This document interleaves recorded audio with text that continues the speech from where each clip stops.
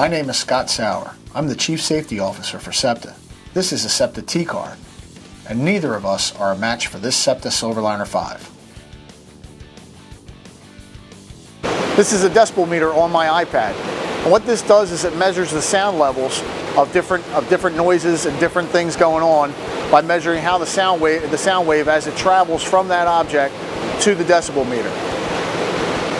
And what you see here is the ambient noise level with the train in the station is hovering in that 75 to 80 range. Let's compare that to the vacuum in your office,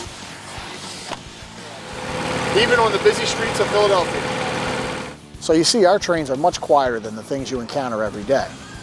And our trains can run on both tracks in both directions at any time.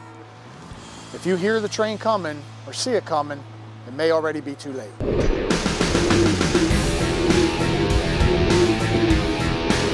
We're going to show you just how much power makes up one of our trains. And to do that, we're enlisting the help of my sons, Scott and Eric, and we're going to show some similarities between the power and velocity of a baseball versus that of a SEPTA train.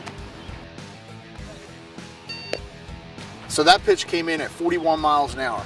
Eric threw a fastball at 41 miles per hour. Force equals an object's mass multiplied by its acceleration. While the baseball's force is just over half a pound, the force of a train is much larger, coming in at 79,402 pounds. So you see, while that glove can stop a 40 mile an hour fastball, neither you nor your car has a chance of stopping a moving train.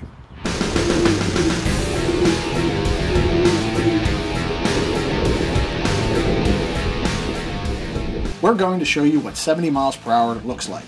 Even though some trains, particularly Amtrak and other SEPTA trains, can go much faster. On our mark, our train will accelerate up to 70 miles per hour. The engineer will apply the brakes right at the start of the Orland Station platform. It's important to know that not every train stops at every station.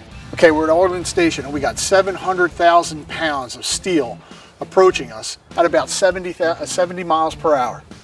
You got metal wheels on metal track, and it's running very quiet and it's running very fast, and when the engineer puts that train in emergency, it's not going to stop very quickly. Once the engineer sees me, it's already too late. He's going to try and get this train stopped and then just hope that he doesn't hit me. And here it comes, and now right at the very moment it's in emergency, and there it goes.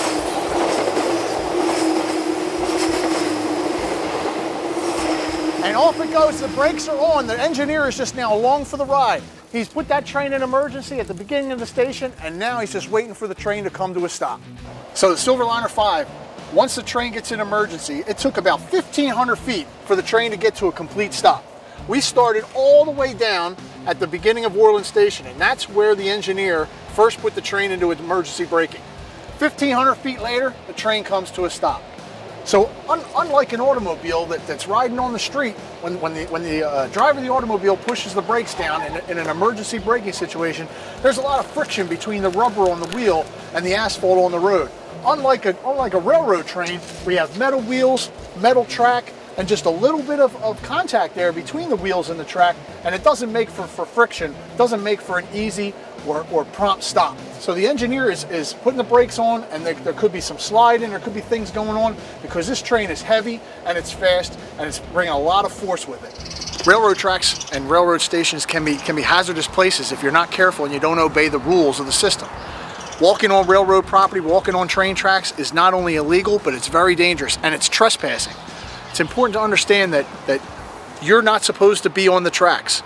That's where the trains are, and the trains are big and fast and quiet, and you may not hear one coming, and when it does, you're no match for the train. All these experiments might not mean much to you, but next time you're at a train station, think about it for a second. It might be the difference between life and death. So it's important to remember, trespassing is dangerous and illegal. Stay off the tracks. Obey the signs and signals at highway grade crossings. Trains can run on any track, at any time, in any direction. Remember, before you commit to crossing the tracks, make sure you have enough room to get all the way across. Electric trains are quiet, fast, and don't stop quickly. Respect the train.